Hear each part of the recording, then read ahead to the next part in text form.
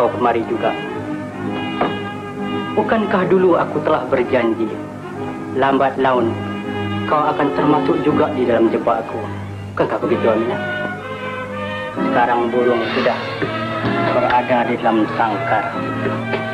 Aku boleh buat apa sesuka hati. Biadab, jangan kau coba hendak menjamah tubuhku jikalau kau masih sayang pada nyawamu.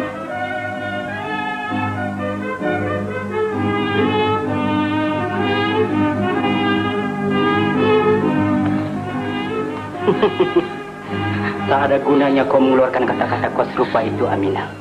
Kau ikut saja kemauanku. Aku akan sediakan kau segala kemewahan. Kalau tidak, nyawa kau tidak ada guna lagi bagi diriku. Dan jangan sampai kau gunakan senjata ini. Marilah sayang, marilah dekat dengan aku. Sebentar saja kita berada.